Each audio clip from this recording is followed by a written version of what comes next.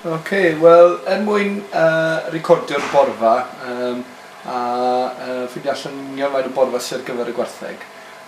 Mae rhaid mynd allan i fesur bob cae unwaith o'r wythnos. Mae'r rising plate meter nes i ddanos i chi'n gynharach yn gwneud y mesuriadau. Wedyn ar ôl gorffan bob cae, mae rhaid recordio'r gwybodaeth yna ar yr app yma sgyn i ar y ffôn.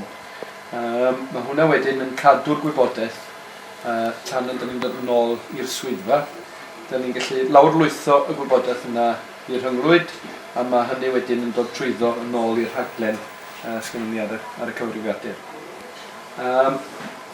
Unwaith ydyn ni wedi rhoi y gwybodaeth i mewn yn y cyfrifiadur, mae yn creu wedge o borfa fel hyn. Mae hwn yn danos bob un o'r cea fesul un.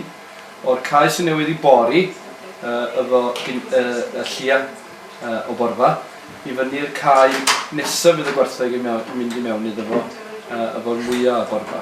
Y wedge yma sy'n bwysig wedyn ar gyfer rheoli porfa ar gyfer y gwartheg. Mae hwn yn deithas ni, os oes gynnu ni ddigon o borfa, neu ydyn ni ychydig yn bryn. Os ydyn ni'n bryn, ydyn ni'n gallu dod â cea ychwanegol i mewn i'r wedge. Os gynnu ni ormod o borfa, ydyn ni'n gallu tynnu cea allan ar gyfer gwneud sylwair.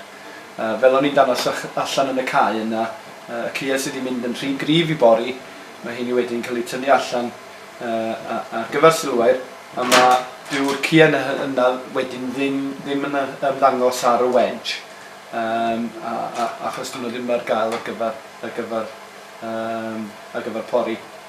Beth sy'n bwysig wrth gwrs ydy bod ni yn gwneud hyn bob wythnos ac bod ni ddim yn colli wythnos o gwbl, neu unwaith mae rhywun yn colli wythnos o fesur, dyw'r gwybodaeth wedyn ddim yn gyflawn. Da ni wedi bod yn gwneud hyn yn galluair ers sawl blwyddyn ac wedi bod yn gweithio efo ffermwyr hyd a lled Cymru yn ddiweddar yn helpu nhw wneud yr un peth hefyd.